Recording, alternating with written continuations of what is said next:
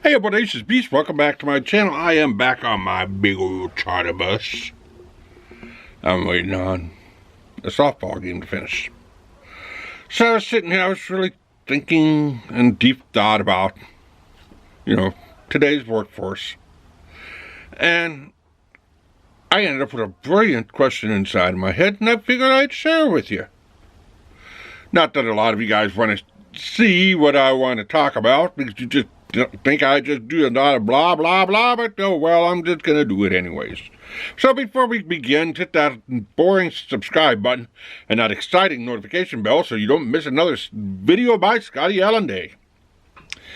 I am in a great mood, so just sit back and enjoy the video, because I'm going to talk about why the number one mega reason why people do not want to go back to the office. They want to work, they want to stay home. They want to work. They want to work remote. Why? I'm going to tell you. So, let's say we're sitting in lockdown. Same old, going back and forth from the office. And, all of a sudden we're locked down. Everybody gets to work from home. Okay, everybody gets to work from home. Cool. They set up their desk and all kinds of jokes come around. And they're all drinking wine. And they're showing up to their meetings and they in their underwear. And, this comedian's field day. And we'll talk about comedy in a little while, but let's just talk about this right now. So remote work is under fire right now, and the biggest reason I know why, because I've done quite a bit of research, and then all of a sudden it hit me. I said, oh no. This is why people don't want to come back to the office. Is it because of the commute? Not really. There's a lot of people that live very close to the office. They don't have that big of a commute. A lot of people who ride the bike to work. Not that big of a commute. Some people live right on the train line. Not that bad of a commute. Okay, so it's because they don't want to spend money going to McDonald's or Starbucks every day. Could be a little part of the reason. But I don't think that's the big part. Okay, then.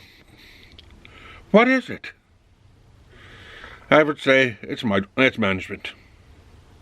Micromanagement. The office Karen. And micromanagement. I mean, I go back to the office and I sit down at my computer. And I've given a task list to do. Now I have this list of work that I have to do at home. I sit down in my office and I'm at the office and do my work. Sit down at home and I do my work. Now I take my time at home and do my work, and then I get up and use the bathroom when I want to use the bathroom and grab myself a cup of coffee, and I'm focused on my work. I'm down at the office and I did some work and I got to get up and go and use the bathroom. I come back and my manager says, "Where have you been?" Well, I had to go to the bathroom. Should have done that during the break or before you started work. Okay. And you sit down and you get back to work. And then you're working for a little while, and, well, your throat gets parched a little bit. You know what? I need to go up. Let me get a cup of coffee or some water. At home, you just get up, you go and do it. You wait for your coffee to park. Get a fresh cup of coffee. Sit back down at your desk and go, bliss. You go back to your desk and your manager says, "What are you doing from your desk? You got work to do." "I just needed to get some because my throat was dry." "Well, you should have done that before you went to break. Or while you were on break or before you started working. Now, you're home and then it's time for you to take a break, and you say, "Okay, well, you know what? Let's turn on the music and let me get my dishes done." You get up and you move around, you get your dishes done, you make yourself a sandwich, sit down, you get back to work. Your break time gets ready to come when you're at the office, and the manager comes over and says, "What are you doing?" "I'm getting ready to take my break." "No, we need that report done now. Now." "But it's my break time." "I don't care, we need to get it done now." Just like the possibly perfect robot. No. So you sit down and you work through your break. Now you have the negative office Karen that's coming by, and then she's yelling and screaming at you because you misspelled the word there.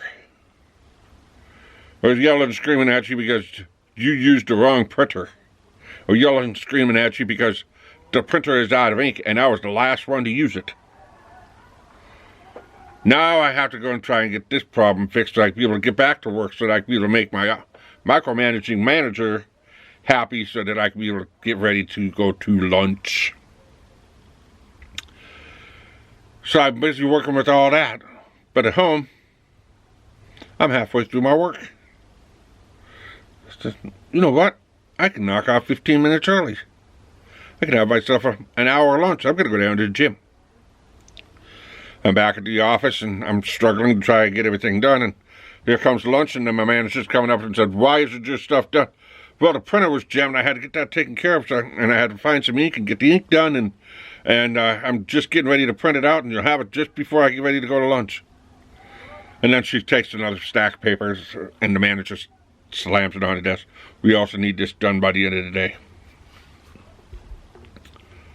Oh boy. And then another manager comes over and said, "Oh, Jesse called out sick. We need this done by the end of the day." Now you're looking at your stack and your pet, and you are literally going to have to work all the way until the end of your day. But thing is if you're at home, they go ding with the email. Well, they can't prove it arrived, but a lot of times they'll open it up. And oh, okay, I could be able to do that. I've got a little time on my hands. And they take their time and they finish it. And they still have an hour or two left, maybe. Not going to destroy anything for the remote worker, but the micromanager's not there. The distractions are not there. The office drama is not there. Little Mr. Mrs. Sickly is not there. The temperature of the office isn't there. Your temperature is perfect at home. So there's the reasons why people don't want to come back to work. They want to work, but they don't want to go back to the office. Because the office is the parasite that causes them the most stress, because they can't get their work done. Too much distractions. Especially if they put somebody by the window and they're seeing all the stuff that's going on downtown that they don't really need to see.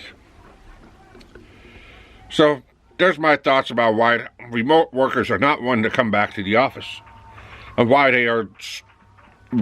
companies are scrambling to try to get them to come back. And they're saying, well, they're way too entitled. Not really, not they're way too entitled. It's not because the downtowns are so bare right now that you can't even find a food court that's open, or there's no shops to shop in, and bums just sleeping on the street with a tent right before you come into work. Oh yeah, and you got to miss that occasional feces that's on the sidewalk. It's because of the environment, the toxicity of the environment that's inside of the office. Would they mind coming back to the office once or twice a week for a meeting? Sure, why not? 2, 3, 4 hours, okay, we can handle that. 2 days out of the month, okay, we can handle that. Can we come back to the office 2 days during the week and 3 days work remote? It might work, but we don't know. It depends on the company. So if you're a remote worker, did I describe everything correctly? Did I describe how remote work is more beneficial than going back to the office correctly? If I did, please drop it in the comment section below. Let me know. If you like this video and want to watch more, hit that subscribe button, hit that notification bell so you don't miss another one. Tell your friends and family, and keep on rocking.